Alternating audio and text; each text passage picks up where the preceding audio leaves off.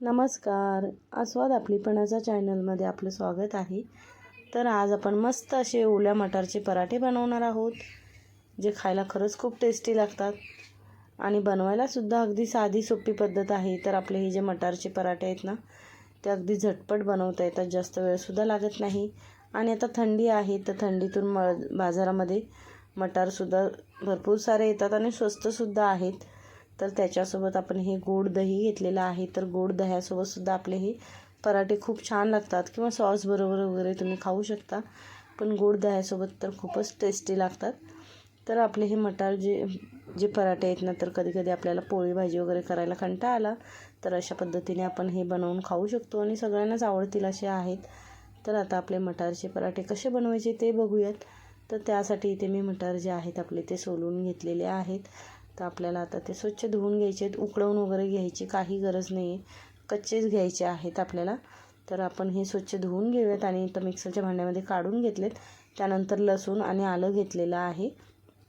त्याच्यानंतर आपल्याला आता त्याच्यामध्ये 1 चमचा जिरं घालायचं आहे आणि हे आता आपल्याला मिक्सरला वाटून घ्यायचं आहे. थोडं जाडसरच वाटून घ्यायचं.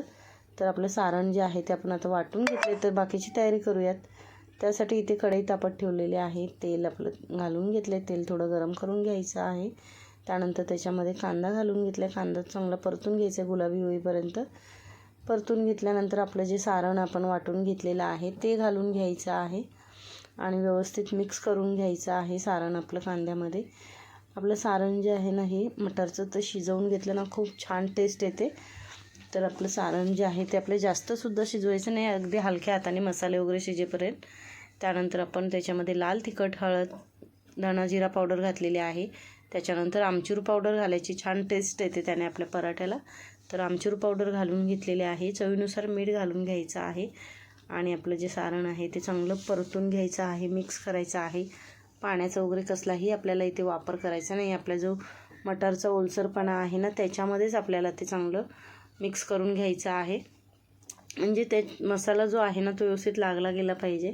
तर आपण त्याला असं 3-4 मिनटं चांगलं शिजवून घ्यायचं आहे. तर इथे बघा सारण आपलं तयार झाले. तर आपण चपातीचं जे पीठ असतं आपलं ते आधीच मळून घेतलेलं आहे. तर त्याचा एक गोळा घ्यायचा आहे आणि आता आपल्याला त्याला लाटून घ्यायचं आहे. थोडंसं लाटून घ्यायचं म्हणजे